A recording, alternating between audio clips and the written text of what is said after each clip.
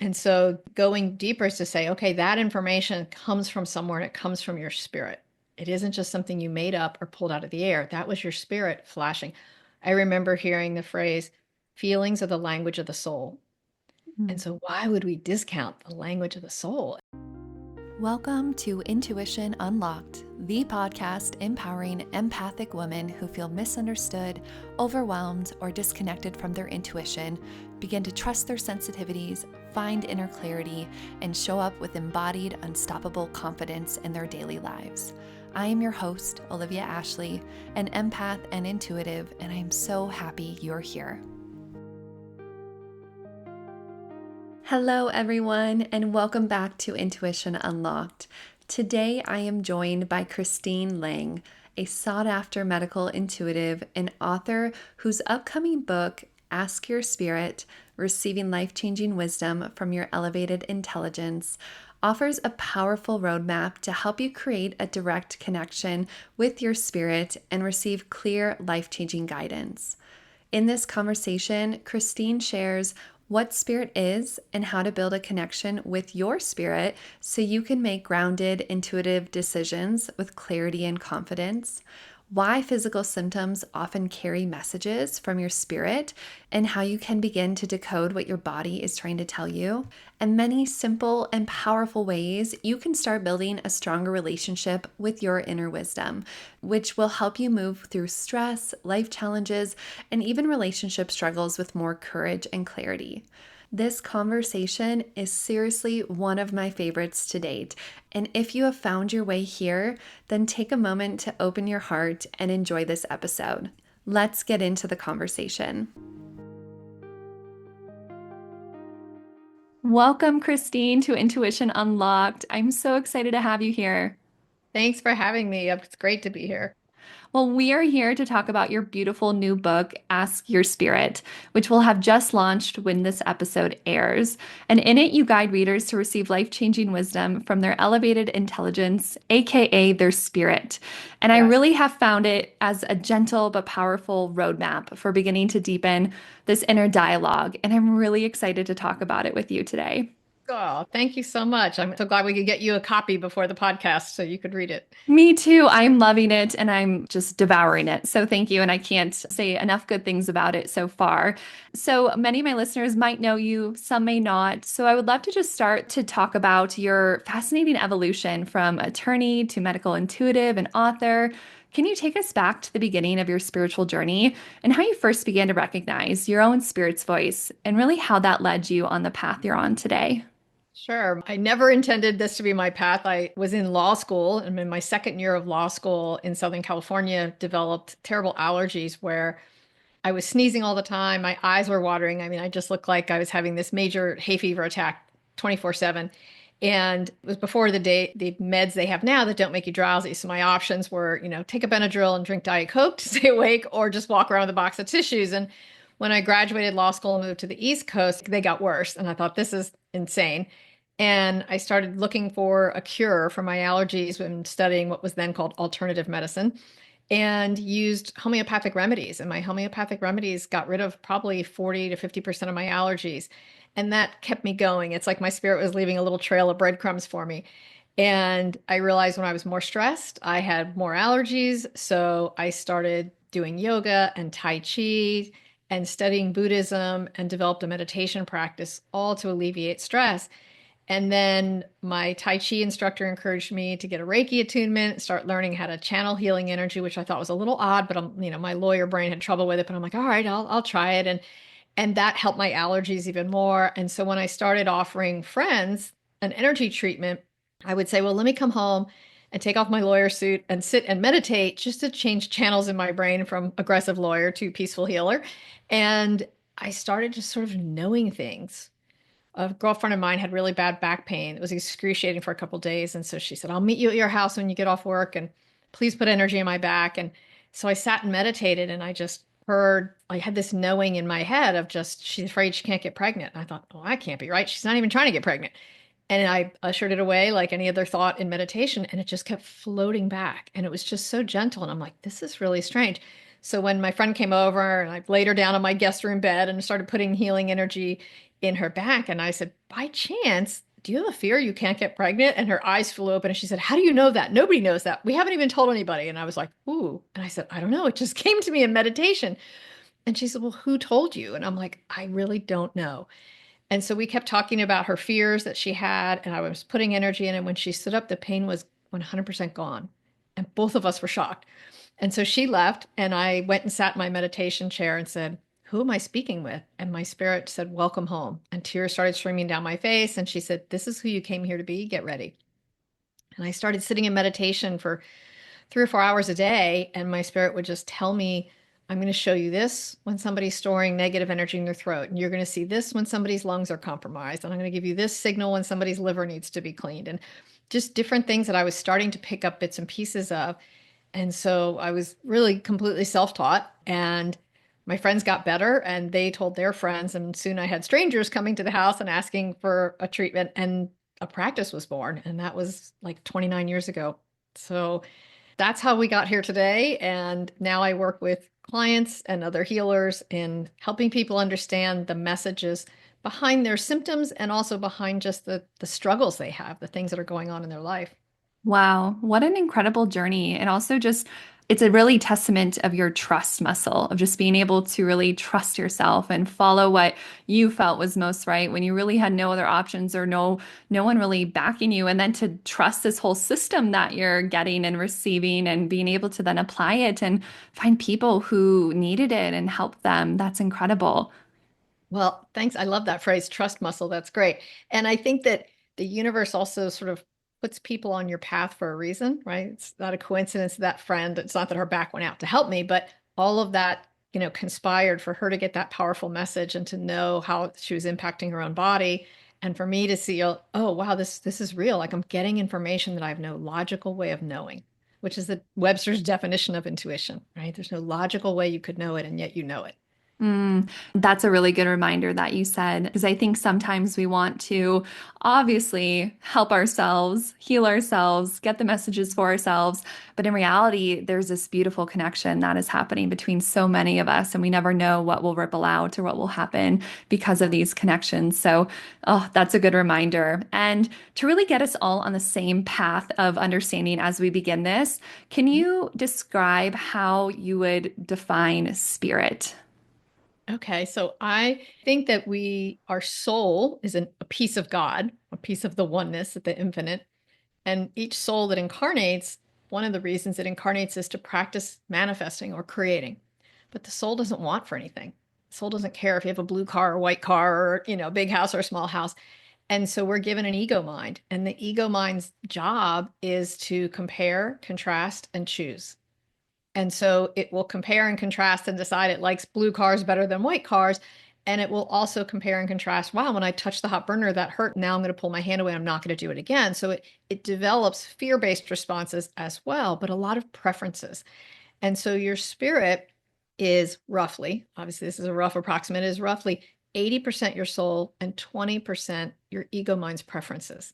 So that your spirit knows from day one what things freaked you out, what baggage you're still carrying from that first, boyfriend you ever had, or all the things that are in our history that affect our hormonal expression, that affect our adrenaline levels, our cortisol levels. Your spirit has been with you all along. And so I always say nobody has your back like your spirit, right? She's the best life coach and health coach and relationship coach you could ever have because she's aware of all the steps that it took to get to be right where you are right now. That's a beautiful explanation and such a good reminder for many of us who aren't taught this, who don't hear that explanation or understand it from that level. And so, for someone who maybe feels like their spirit is silent, or maybe they've had a connection, but now it's gone a little quiet, what would you Mhm. want them to know or understand about this connection or what is going on maybe in those circumstances? Well, first, I would say nobody's spirit ever abandons them. And when people have come to me and said, my spirit is not talking to me, her spirit, the first thing she does is shake her head no, like, that's not true, right? And so then it's understanding how are we blocking? Either we're afraid of what we're going to hear, or a lot of times people had these intuitive nudges when they were kids and they were talked out of them. And in many ways, especially women, I think, are taught to abandon themselves as they abandon their truth. So as kids or as teenagers, we may be, no, you don't feel that way. You feel this way. No, you actually want to go to the prom, even though you're thinking you don't, or you want to do this because that's the thing that all the, college girls do. And as we learn to quietly and in small ways abandon ourselves, we lose connection with what our deeper truth is. And then when we say, okay, I want to hear my spirit, it's usually because, well, I want to get an answer to this, or I want that symptom to go away. And your spirit is waiting for you to kind of fully plug in, like to come all the way back in your body, come back to yourself, and not just use your spirit like Wikipedia, right? Just give me that one answer, right? Ooh, yes. And I read in your book of how we often only come to our spirit or God when we are in crisis, when we are really struggling. And so, how can one start to really develop that practice to have a daily or consistent connection to their spirit so it's always there? They know where to go and how to get it. And then I really want to hear what your thoughts are about patience. How does patience really play into this connection? Well, I am not known for my patience, so that's been a challenge for me. I would say how we start rebuilding that relationship is to one, commit to come back home, meaning rebuild the practice of honoring yourself and what is true for you. And I always say you don't even have to start with meditation if that's a really foreign concept for you. You can start with the practice of just making time each day to be quiet and still. And in that quiet stillness, it could be 15 minutes with a cup of tea on the back porch. But in that 15 minutes, you're just going to acknowledge what is true for you, even if it's unpopular, even if you think it's not the right answer, even if you think you shouldn't feel that way.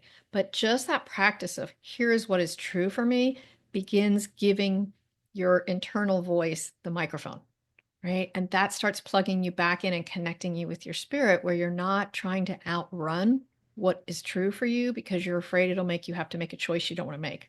Well, I don't want to have to quit that job. I need that health insurance, or I don't want to have to leave that relationship because all my friends are his friends. Whatever that is, I think we spend a lot of time avoiding what we fear is true for us. And then we're sort of running around the outside of the pool, afraid to get in there and get in the water. And when we just go, you know what? I'm just going to feel what is true for me, it makes us more powerful and brings its own clarity and starts that conversation with your spirit. I love that. And yet I still know so many people who doubt it, or even myself, that I'll get it, but then go, yeah, let me sit on that. So, Yeah. from your perspective, how do we begin to really trust ourselves? Where does that somewhat start? And what does it look like to really not only hear it, but take action from your perspective of, I think we can hear it, but then I think there's something that happens when then you actually integrate or take the action that's done. But I think that's where people struggle to really Yeah. integrate and move it Well, I forward. would say the question before the question you just asked is how do we know we're hearing our spirit or our ego mind, Mm, right? And so if I answer that, I think it leads us into all the answers that we have. perfect. What I have observed and my students have all noticed is when your ego mind answers, it comes in like an arrow. It's straight, it's linear, and it has an urgency to it. Oh, I got to call that guy back. Oh, I forgot to return that email. Did my boss say she wanted that Tuesday or Wednesday, right? The urgency with it lets you know it's fear-based. And when your spirit sends you a message, it floats into you like a cloud because it's love-based. It's simply what is true. There is no urgency about it. And so I always say, feel how it felt as you got the message and notice if your body contracted slightly, tells you there was fear behind it, or if it expanded in the front of your chest, opened slightly, and that lets you know it was from your spirit. So when you build that muscle of detection, then you start trusting because you know how it feels when information comes in from your own monkey mind chatter versus your spirit. And when people say, well, what do I do next? Okay, my spirit just told me this, but now what do I do? I always say, when you get enough clarity, the next step is obvious. So if you're still saying, what do I do next? You need more clarity. So then you just go back and go, okay. And the clarity can come from asking your spirit, okay, I know I need to leave this job, but what's my next highest step today? Right. And so sometimes people get a whiff from their spirit of what the end result is. Oh, I'm going to end up leaving this job eventually. And they're like, well, do I have to give notice today? Right. When they really feel into it, they're like, oh, I'm just supposed to start getting my resume together. And as I'm doing that, I'm kind of putting out the call to the universe and I begin manifesting it. There is no urgency. And so when we get enough clarity, And I'll just say to people, let me just keep channeling your spirit. And then at a certain point, they go, oh, I got it. I know what to do next. I'm like, there you go. Then I got you enough clarity. It's not me telling you what to do next because I'm channeling your spirit. And your spirit says, you need to quit this job today. It's getting you enough clarity that you can feel your next step. So whether you have to journal or do automatic writing or sit in meditation more or pull tarot cards, use every tool that feels comfortable to you to let your spirit come through and bring you that wisdom from different angles until you have that whole puzzle put together and you're like, oh, this is what my truth is. Yes, and this leads really nicely into one of my questions, which is in your book, you speak a lot about asking the right type of question. I think that's probably where a lot of us struggle and don't get the clarity because we ask Yes. one very pointed question again and again, and we don't get those answers. So, can you share a bit about what is behind this with asking the right questions and how can someone start to do this? Okay. So, well, this is going to sound like a plug for the book, but part of what I've learned is that asking the right questions means you need enough context to know how the universe likes to answer questions, like why you can hear this about your future but not that, right? Because there's certain things that when you hear it about your future, it helps you step into your next highest move. And there's other things that are just our curiosity. I just want to know, is that new guy at work in a relationship or not, right? That's just me needing to mind my own business, right? That's not something I need to know. So understanding enough about how the universe wants us to frame questions and understanding your spirit's priorities. Like our ego mind, our priorities are get me out of discomfort, physical or emotional, right? Make things smooth and easy and take me the straightest line. If I'm going to end up living in Texas, God, don't move me to Arkansas first. Let me just go to Texas now, right? But maybe there's a teacher you're supposed to meet in Arkansas or something. So your spirit wants growth and expansion and healing of any limiting beliefs and blocks you have. Your ego just wants quick resolution and immediate answers. And so sometimes those two things are at odds. So how you phrase your question needs to bear in mind what your spirit's goals are. So something like instead of saying, should I quit this job? Right? Or should I take this job or that job? It might be, what can you tell me about the job offerings on my table right now? Right? If we push our spirit to give us a yes, no, A or B answer, and she can't answer honestly without misleading us in some way, she will step back. So when people say, my spirit's refusing to answer, I'm like, then it's the way you phrase the question. So an example is I've had a client who said, well, I'm asking my spirit the house on Green Street or the house on Myrtle Street, and my spirit won't answer. My spirit won't answer. And I said, then just ask your spirit, what about buying a new house? And she says, I want you to go look in this new neighborhood. She goes, no, I don't, I've already ruled that neighborhood out. She goes, I want you to go look in the new neighborhood. And she goes and she's like, oh my God, that's my dream house. And then it just dropped in price and we bought it and that was it. So her spirit couldn't say A or B because neither of them was right. And I suspect her spirit probably tried to say neither, and she wasn't open to hearing that answer. So, one of the things I talk about in the book is that we really try to, be almost like a big satellite dish above our head, trying to pull in every answer. But as soon as we have a preconceived idea of what we should hear, or probably what our spirit's going to say, or what we're afraid she's going to say, it narrows down to like a little mail slot. And so if your spirit can't fit her answer in that little thing, she just backs away and waits for you to open and ask in a more generalized way. Yes, exactly. And that's such a good reminder, and also probably new to a lot of people to hear that. I think that's one of the biggest things I hear from clients or friends is, I'm asking, but I'm not getting, or I can't even think of what to ask. And so I don't ask anything. Do you have Right. any recommendations of just where can someone start when they're connected, but they're not sure even what to ask in general? Maybe just starting that connection and getting them involved to hearing or finding out in which way those messages are going to come through. So I think there's a lot of different ways that people can start because some people are going to be more clairaudient. They're going to hear their spirit more, and some are more clairvoyant. They're going to get visuals, and probably clairsentience, where you just kind of feel or have a knowing, is the most common, right? But it's also the one we discount the most because we're used to thinking we just made it up. So your spirit will usually bring in messages in all of those methods to see which one gets your attention, right? And which one you believe the most. So be open to getting messages in all of those ways. And I would say that how we can start to sort of ask the questions and have confidence is, let's say you're wanting to buy a new house, right? I want to buy a new house and I'm not sure how to get your guidance. So when we were shopping for this house, we moved from the Charlotte, North Carolina area to the Chapel Hill area. And I said, I want your guidance on buying a house. I want to walk in a house and my whole body lights up and I know my spirit's like, I'm sure you would want that, which means you're not going to get it. Right? And so she makes me work for it a little harder than that to develop that muscle. But we came into this neighborhood and it was new construction. I'm like, I don't want new construction. I'm a big gardener. I want a mature yard. I want all these things. Our realtor's like, well, let's just go through this one house. And as I walked through the house, I kept laughing at things. And my husband was kind of had this big grin on his face. And we're walking around and we're like, God, every room is so filled with light and things that we just hadn't anticipated. We just kept noticing. And I said, okay, if we really feel into this, as we walk through this house, we lit up and it was the happiest that we were at any of the houses, even the ones that in our head we said, this makes more sense for us. So do we trust what logically makes more sense or what we feel? And then I went home and said to my spirit, like, what do you want to tell me about houses? And she said, pay attention to how you feel and make your decision from this soul aligned, heart centered place.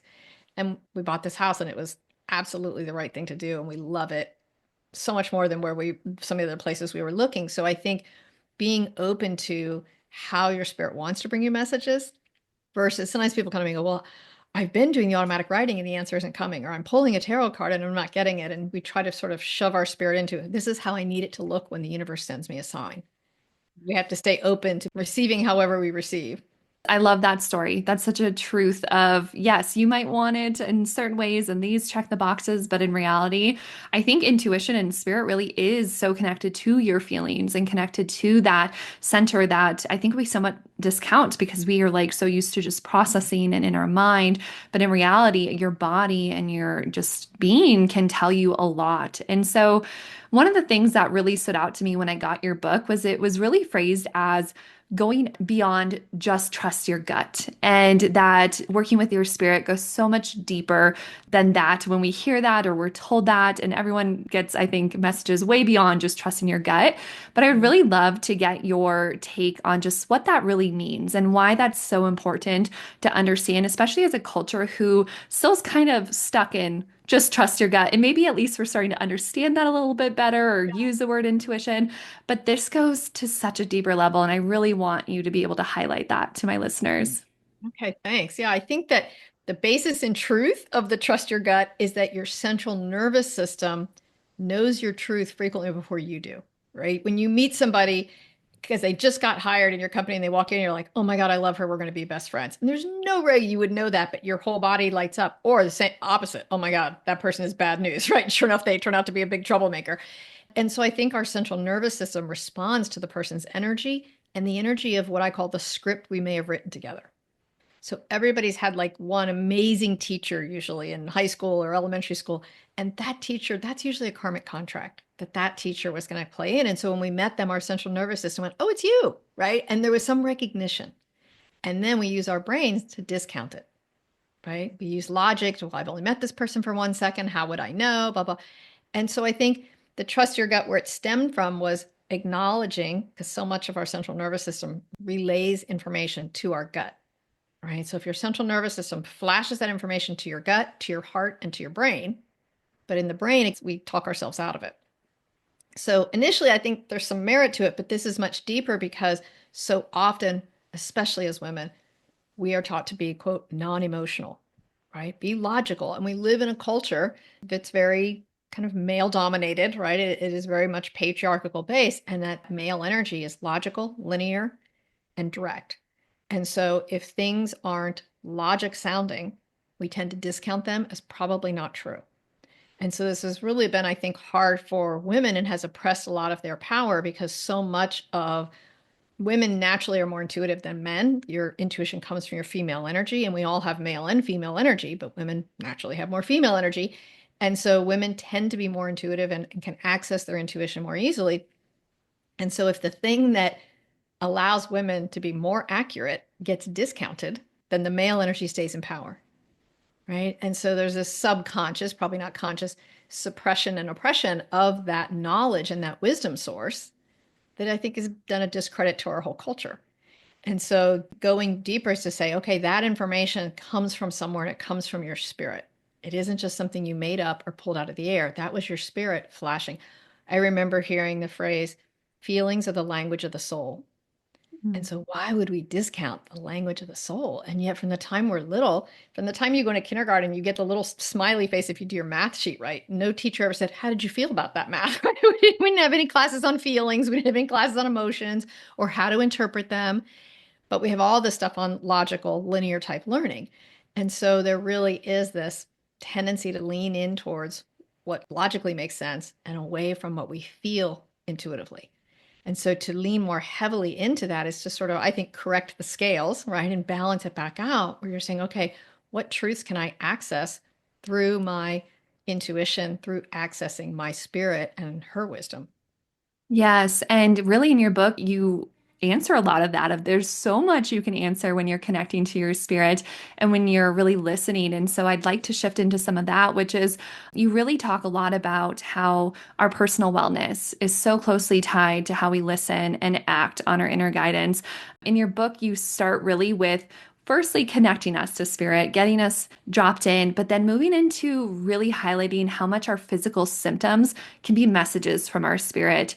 And you Mhm. share a lot of beautiful stories of people who you connected to and then had these profound moments and relief from their ailments. And so I find this just so remarkable. And I would love to hear from your experience just being a medical intuitive and just doing this work for so long, how you see like really our mental, emotional, and physical well-being so closely tied to our spirit and whether we're listening or really in alignment with ourselves or not.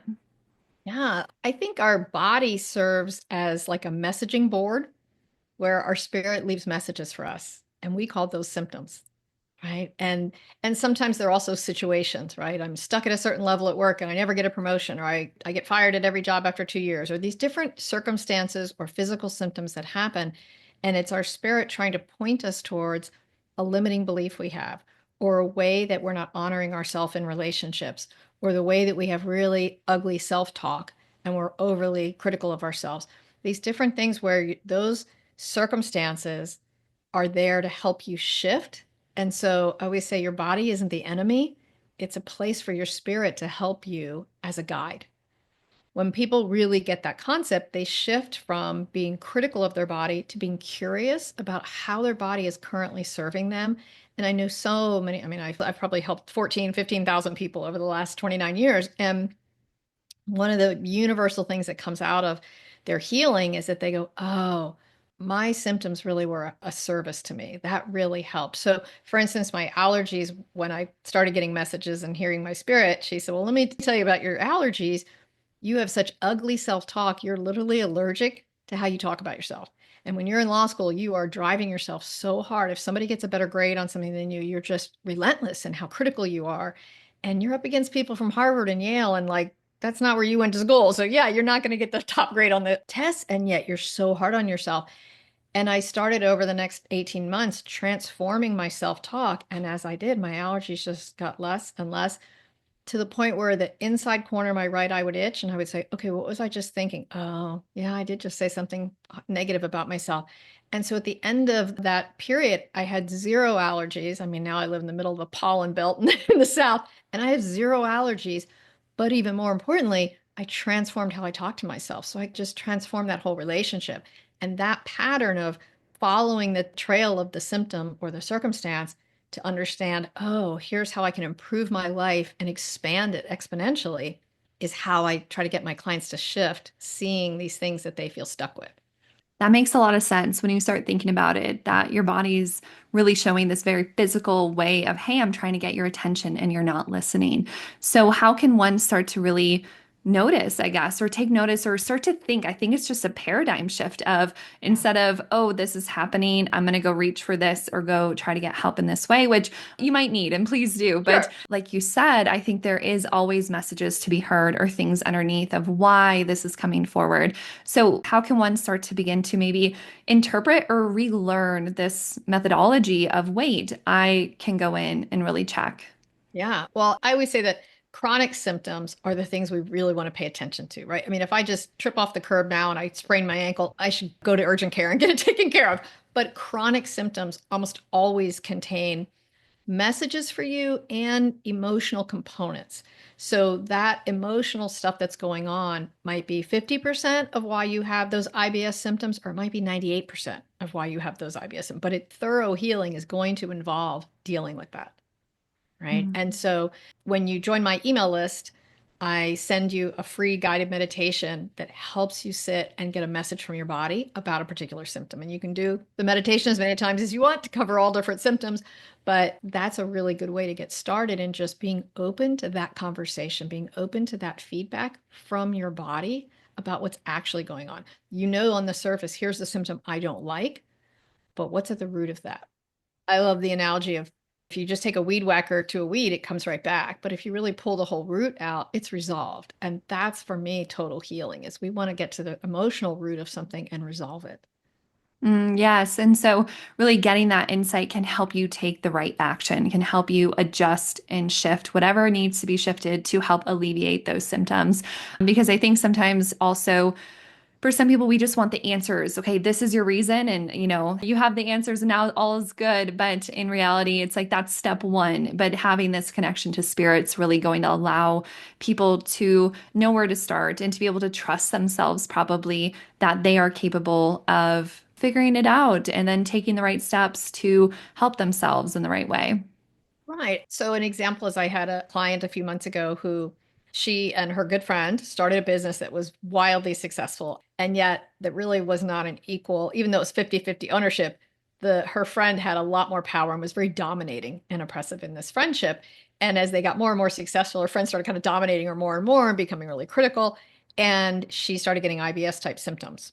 And she'd been prone to those in college when she was in an unhealthy dating relationship. But here they are, full blown back. And she's like, I don't understand. I'm not even dating anybody right now. Why is this happening? And her spirit helped her see that we store that feeling of powerlessness in our abdomen. So for some people, it might manifest as irregular periods or low back pain. But for her, it was these IBS symptoms. And so, as we worked together and her spirit coached her on how to take her power back in that dynamic, she realized, oh, I felt stuck because the business is so successful. I was afraid to rock the boat. And that her friend was sort of exploiting that, right? Her business partner. And when she really took her power back over a 4 or 5 month period, her symptoms completely went away. She was off all the medications and she changed how she was in partnership with this person and she started loving her work again. And so her body wasn't like holding her hostage for those 6 months, like you're not going to get rid of these symptoms till, but it was, they got better and better each month as she kept working on reclaiming her power. And, she's one of the many clients who will say, yeah, that was a gift. That symptom was a gift because now I have this healthier boundaries in all areas of my life. And that was the teacher. Ooh, that's amazing. Thank you for sharing that story. I love stories. They help so much to be able to understand and really ground into, okay, here's the way that this can happen.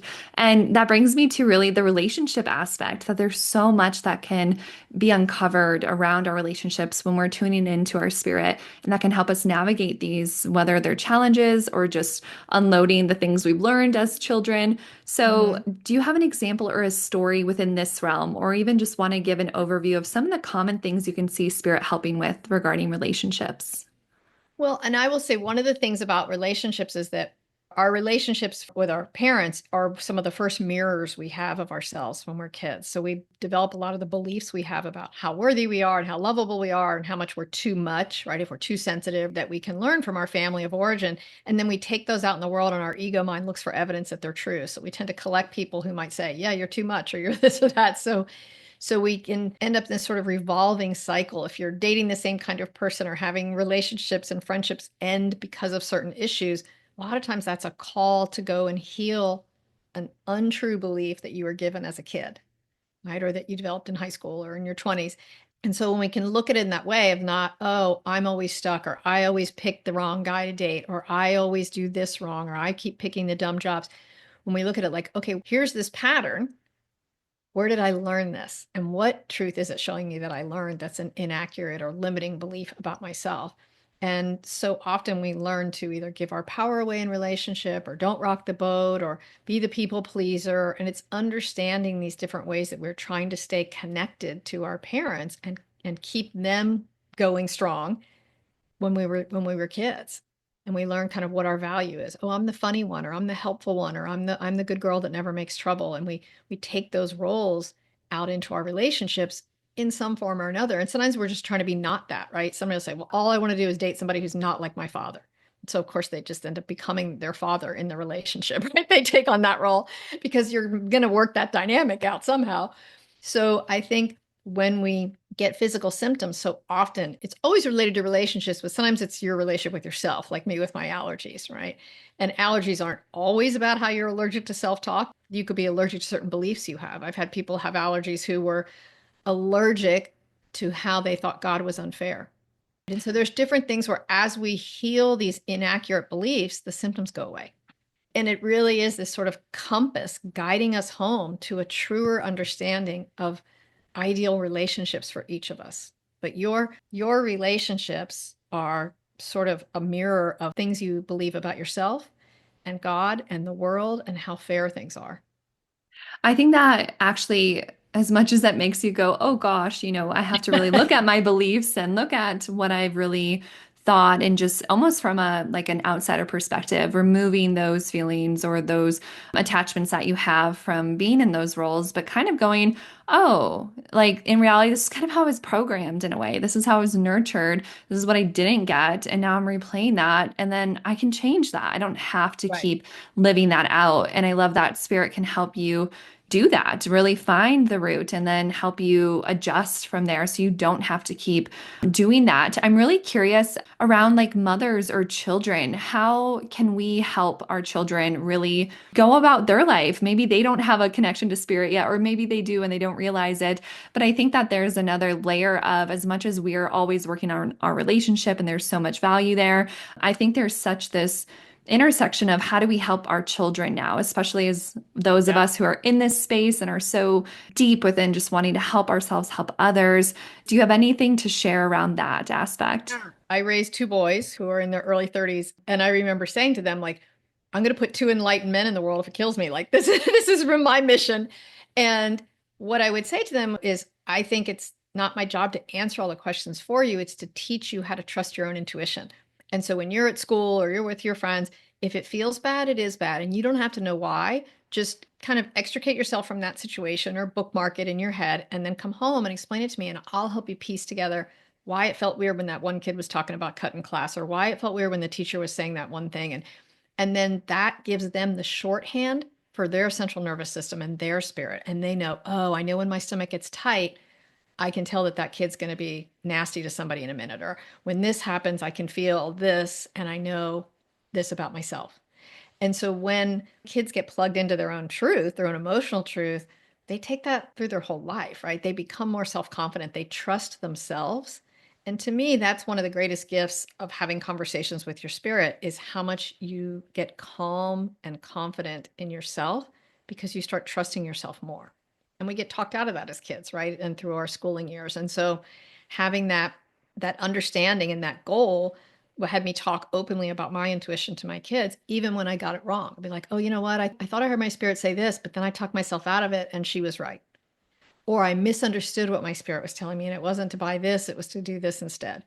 And so then they learned it was okay to make mistakes in that, just like it's okay to say, I'm sorry, mom, what'd you say? Right? You're going to hear things incorrectly because you're a human. Don't toss everything out, right? Just keep playing with it and working with it. So it's like teaching your kid a second language. Yes, and really normalizing this connection that you don't have to talk about it with everyone, but you need to know what your connection is and what that means and how you can use that as really your North Star or your compass as you navigate this external world with so many pressures and you're growing and there's hormones. I really love that. I think that's a really practical, tangible way to help our children just witness, this connection and witness the power that's there.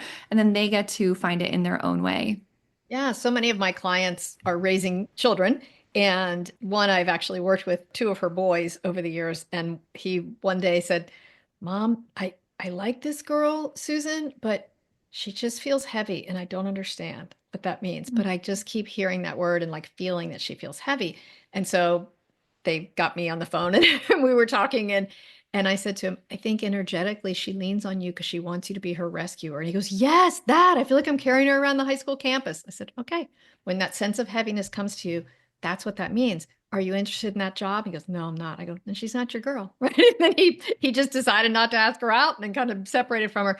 But his intuition was giving him that insight. And now he's in college and he really trusts how he picks his roommates, how he picks his classes. Like he's super accurate because he follows his intuition, even when he can't quite put the wording to it. And he's getting better every year. That kid's going to be unstoppable out in the world, right? He's going to be a great manager of other people. And I love watching kids adopt their spirit's language that they're given, right? Yes. Oh, that's beautiful. Thank you for sharing that. And especially hearing men. I liked that all your examples were men listening, boys like, oh, this is how I feel. And just that fostering of that development is really beautiful. I love hearing that example. So I would like to hear from you. Maybe what are some of your practices that you do? So I know meditation is front and center for helping you connect with Yeah. spirit, but are there any other things that you would like to share around just daily grounding, intentional practices that help you stay connected and be able to really be in this space where you can hear and always have that anchor to come back to? Yeah. Well, I would say first, one of my favorite sayings of the Buddha is be still and know. And we live in a culture where we have trained our brains to need constant stimulation. So if I'm, sitting in the dentist's office waiting 10 minutes to go see the dentist to get my teeth cleaned, I'm going to whip out my phone and open Instagram, right? So training yourself to be, quote, bored and not have stimulation gives the space for your spirit to talk to you. I went to get my eyes checked today, and while I was sitting in the exam room by myself, which could be really boring, I started to pick up my phone and I didn't. And as I sat there, my spirit said, here's an idea for that group you're going to start teaching. And she just gave it to me. And I'm like, wow, if I just picked up my phone and, scrolled through one more cute puppy video on Instagram, that would not have been a good use of my time. And so that creating the space, I always say if you want to have more of a relationship with your spirit, you have to invest in that relationship. And that means making periods of quiet stillness. And I also talk about having what I call your toolbox full of tools to help you shift depending on how you're out of balance. So there's times where I'm in a really fearful place. I feel anxious about something, and I have certain tools that will shift me, certain music that's really high vibrational I like to listen to, and certain books that are channeled that I like to read, and that reminds me, oh yeah, this is what is true. Everything's perfect. It's all happening for a reason. I'm going to be fine. But there's other times where I'm just aggravated, right? Somebody cut me off in traffic, or this happened, or that happened. And I then have videos that I save that are things that are funny, like babies who just laugh and they're just chortling laughing, and you can't help but laugh with them. I use those to quickly shift myself. There's no point to be in the anger. This is a fast shift. So I know the different tools depending on what emotion I'm feeling that has me contracted and separating from my spirit and the perfection of the universe. And then I apply the right tool to shift me quickly. If I want to feel more gratitude or really in my heart, I save videos of service people coming home and their dogs losing their minds, right? Just like so happy to see them. And I end up crying, but I'm like, oh, I get into that space of gratitude. So know the things that will shift you the fastest, not because I always want to be happy, but I always want to sit in a settled space so that I can be open. And then I pick up all kinds of stuff, right? I love those. Those are really helpful and very tangible aspects. I love the babies. I'm going to do that to get some really funny videos or stories where like you can intentionally shift and adjust. You don't have to stay where you are. And what came into my mind when you were talking about this was thinking about how some people, and even myself, when I was kind of coming into this more spiritual, connected space, I wanted to live there. I was like, can't my whole life just become this? And this is where I'm at always. But then life happens and you go through challenges and different things.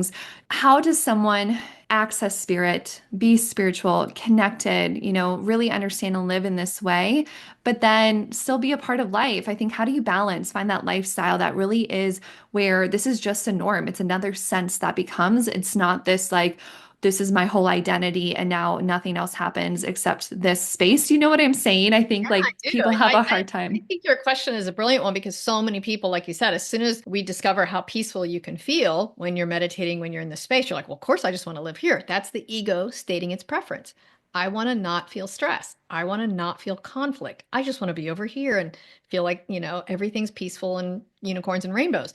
And those are the people that, say, that's it. I'm just going to open a spa. I'm going to open a meditation center or a yoga studio. And then they get frustrated when the yoga teacher doesn't show up or, the customer who's unhappy. Like life keeps lifing. And my guides always say to me, we incarnate here to have a human experience and then have the joy of remembering what is really true.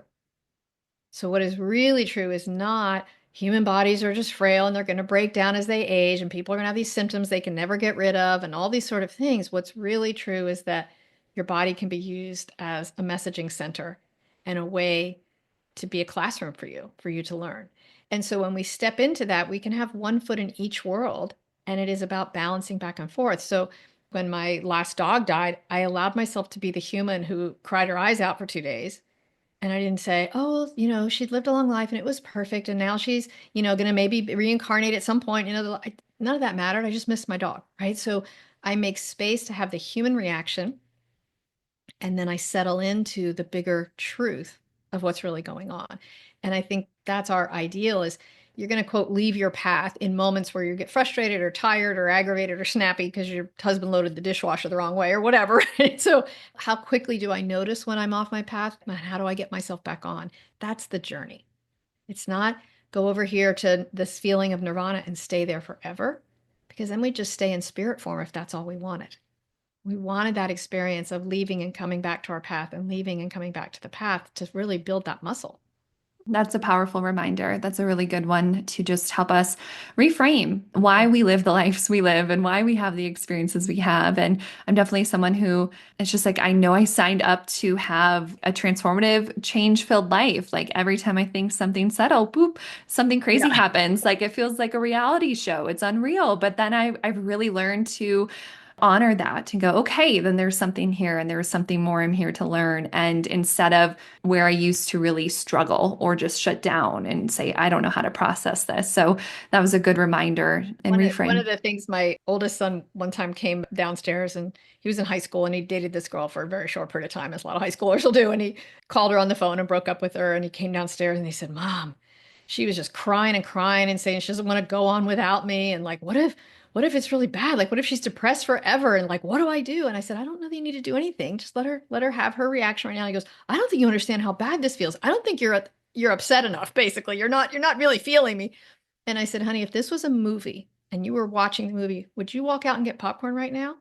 He said, no, I'd want to see what happens. I go, yeah, just see what happens. Don't be afraid of the roller coaster ride. Just because it's intense doesn't mean it's bad. Just see where you are. And the next day she came up to him at school and she was fine. And I mean, I think she was still sad, but she was, 15 or 16 and she recovered pretty quickly. And all of her friends gathered around her and she got to be the center of attention and it worked out fine. But his ego's desire was the intensity and the contrast is bad. I don't enjoy it. Make it stop. And he was frustrated that I wasn't immediately giving him a tool to make it stop.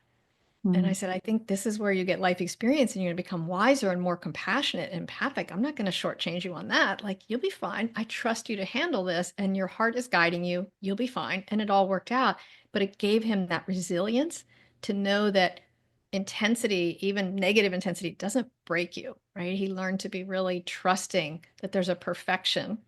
And I always say the pain has a purpose. And when we figure out what the purpose is, we can handle the pain. Like we know the pain of childbirth and we're like, okay, this is not fun, but I know what happens at the end. There's a beginning and a middle and an end. Nobody's pregnant for 20 months like an elephant, right? It's going to be over. And then we can hang in there. And so being able to talk to your spirit means getting the answer about the why. It doesn't mean the divorce doesn't happen or you all of a sudden get your job back, but you understand the why. And then you can be okay and be adaptable and work through it because your spirit will always guide you through it. Once you talk to your spirit, it's not like you never have contrast like you're talking about. Like stuff's just going to keep popping up and the car's going to get a flat tire and things are going to happen. But your spirit can guide you through it so that you never feel alone in it anymore and you don't fall in the victim pit and sit in there. Yes. And then you get to learn what that was teaching you. Hindsight, I used to hate it. Now I love it. Of, Yeah. now I can see, I can understand. And that brings me to one of my last questions for you, which is really if you would share maybe some of your most transformative or life-changing insights that have come from connecting with spirit along your life, whether it's in your own or with someone you'd work with, maybe it's a story in the book, but just something that if you can share, we'd love to Yeah. hear. I think probably the most transformative thing I've learned is that everything is conspiring in your favor. And there's so many times each day where it does not feel that way. An analogy my spirit gave me when I was baby healer on this journey is she said, when you go to put a 2-year-old down for a nap and you put them in the crib and they look at you like, how could you abandon me? Don't you love me? How could, and they cry like they're so forlorn. And you have to hold the higher perspective of, I know you don't want to take a nap, but if I let you stay up, you're going to be miserable all day and you're going to feel awful. And if you just sleep for an hour, you're going to feel so great. And you hold on to that larger perspective and you don't give in to the toddler's crying. And I said, okay, I get that. She said, that's like the difference between your ego's perspective and your spirit's perspective. And so your spirit is okay to let you cry and have the tantrum, then lay down, take a nap, and go through whatever the thing is you're supposed to go through. And on the other side, go, oh, yeah, now I understand why that happened. Right. But when we're convinced God betrayed me, or my spirit didn't take care of me, or people suck, or whatever the thing is that we want to say to keep ourselves the victim of that story, then we block ourselves from getting the positive teaching, from getting the growth out of it, because we're hanging on to that narrative of, but I was wronged. And one of the things I've learned from all of my clients' stories is there's really nothing that's a tragedy. Even like the people that died in 9/11, I've talked to some of the people who worked in that building who didn't go into work and they felt survivor's guilt. And so I've channeled their spirits, and their spirits like, oh, Brian went to work that day because his spirit was either going to die there or he's going to get in a car accident within the next week, because this was how long he wanted to live. And he agreed to be part of this messaging system that happened. And these are the souls that were all going to die around that time period anyway. This is how they chose to go, to be a part of something huge. And so even things that appear to be a tragedy, they aren't, in that each soul is allowed to experience what it wants to experience. And when it wants to leave the party, it gets to leave the party. So somebody who, goes into the hospital with 5 gunshot wounds and there's no way they should live, and they live. And then somebody goes to get their tonsils out and they don't come out of it. And it's because it's what the soul chooses. When I was early in my practice, I had a woman bring me her boyfriend, and they came for a couple session, and she just said he's tried to kill himself 3 times and I'm just so afraid he's going to do it again. So she'd become really hypervigilant, had a lot of symptoms. And he said, well, yeah, I threw up the pills, the gun didn't go off. Can't remember the third way he tried. He's like, I can't even kill myself right. And his spirit came in so quickly and said, let me tell you right now, you're meant to have 3 children. You're going to have this kind of job. Like, I have all these things laid out. You have karmic contracts. There's big things we're going to do in the world. You can keep trying. You're just going to make yourself miserable. I suggest we just get to work. And he was like, oh, okay. It was just, he just hearing the things that his spirit, he just started crying. He's like, I can feel the truth in what you're saying. Like, I know this is my truth. And he just pivoted. It was a pivot moment. And so that idea that things are happening and they're conspiring on our behalf, I could just tell you a million stories, but I I had a woman once who came with her husband, and he was a volunteer firefighter, and their son had died. And it's kind of a freak accident where he ended up hanging himself. He was broke climbing or something. And the father had gotten in a fight with him the night before he passed about his grades. And she said, he's running into burning buildings now. And I really feel like he's on a suicide mission because he has such guilt about our son. And he said, you don't understand. I'm telling you, I put this little pin on every day when I show up at work at the firehouse, and I feel guided by our son. Kevin is guiding me. And the mom just wasn't believing it. And the son's spirit came in and said, I wanted to practice being a guide, and I couldn't. Like, nobody was picking up my energy. So I incarnated. And once I'd lived enough years that you guys knew the feel of my energy, then I crossed over, and I am guiding dad. And that's why he finds those people in the burning buildings. I am with him every step of the way. And I'm getting to practice being a guide, which is what I wanted to. And I'm so sorry you have the pain of losing a teenage son, but this is fulfilling my soul's mission. And they both were like, okay. And then they started having conversations with their son on the other side because they could feel it. Wow, I'm so goosebumped over here. I am just like, I mean, it just, you still have grief with loss Of and these course. terrible things happen. But I think it gives such a perspective that goes, we all make choices and we all get to live those, and we can maybe give each other a little bit more space and grace for whatever is happening in someone's life or what we're moving through, and or how we are affected by someone's passing or a tragedy, and such, that just hearing that such wise wisdom and knowing these souls are okay and they chose this and there was purpose and you're a part of it. If you're a part of their life and you're affected by it, just gives, I think, such relief to me as someone whose father passed away recently and felt that way of, yeah, he stepped into that guiding role, which has been even a bigger role for me in my life with him. So I think I can just resonate so much with many of those stories and hear the truth that is spoken through them. Yeah. I just feel so calm and centered about what happens. Like you said, we will have our grief, we will have our upset. We're going to have the normal human emotions, but my set point, my new normal is a calm knowing that everything's okay and that we're being lovingly guided and taken care of. Even if I had allergies for years, and I'm like, God, I will frequently say to my spirit, couldn't you have done that an easier way? Couldn't you have done that a shorter way? And my spirit always assures me, and my client spirits say, we do the easiest, gentlest way of teaching you each thing. Right. So sometimes it does feel like a brick on the head, right? But that must be what I needed because I was being a lughead in that moment about that thing that I didn't want to see or change. And knowing that we're always being guided along and the universe is conspiring to do things for us, not to us, it just changes your mindset of how you approach the things that feel uncomfortable in that moment. Yes. Ooh, I love that. I think that's a beautiful way to really wrap up this conversation. And I just have two more questions for you that I like Sure. to ask. First being, how has embracing intuition changed your life the most? That I'm no longer a lawyer and I'm doing this. And I would say for me, being a lawyer and being out in the corporate world was about the study of external power. And now what I do is the study of internal power, meaning power derived from knowing your truth. And so you set boundaries more easily and you have clarity. And so it's changed my relationship with my spirit has changed from that seeking external power to seeking internal power. How I react to things, not can I control what happens. Wow, that was powerful. I needed to hear that one. Good, And good. secondly, when have you most surprised yourself by listening to your intuition? I would say how I was most surprised. So I was married once, then I was single for 19 years, and then was on a dating app and met the guy who is now my husband as of 4 years. And when I first met him, he was, quote, not my type at all in every way. He was not the type that I thought I was looking for, but it was right as COVID happened. And so we had a first date.